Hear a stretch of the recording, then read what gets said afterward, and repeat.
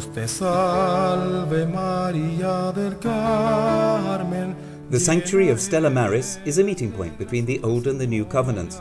The spiritual heritage of the prophet Elijah was made a reality in the 12th century when St. Albert, the Patriarch of Jerusalem, gave a group of men a new rule based on the life of contemplation and solitude.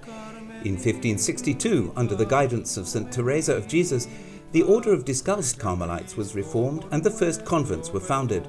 Their rule brought them back to a life centered on God in simplicity, poverty and silence, as was customary for the first hermits on Mount Carmel in Haifa. The Solemnity of Our Lady of Mount Carmel is celebrated on July the 16th. According to tradition, it was on this day, in 1251, that the Virgin Mary appeared in England to St. Simon Stock, to whom she entrusted the scapula of Mount Carmel.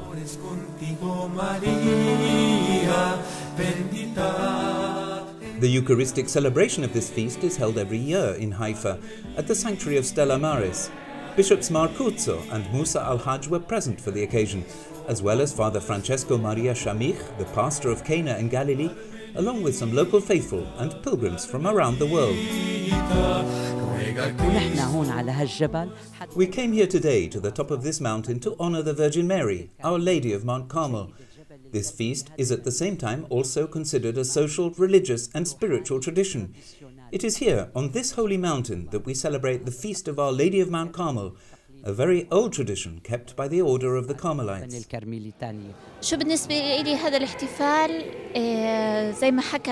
This celebration, as the bishop said during Mass, is the first that we have had since the canonization of Saint Mariam Bawardi, an example of silence, solitude, and monastic life.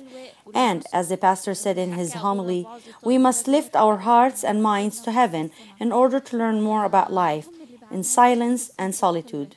Before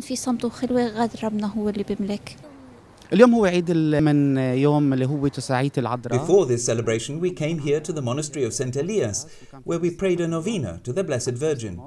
Every day at 5:30 we gathered to pray the Rosary and celebrate the Eucharist.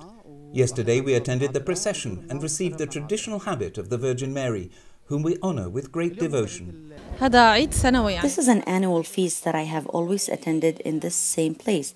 I came to thank the Virgin Mary, especially because I can wear the tradition habit of Our Lady of Mount Carmel. I have known this feast since childhood, but I did not understand the meaning. I thank the Virgin Mary for everything. At the end of the celebration, the faithful who were present were able to share their experiences at a social gathering in the convent.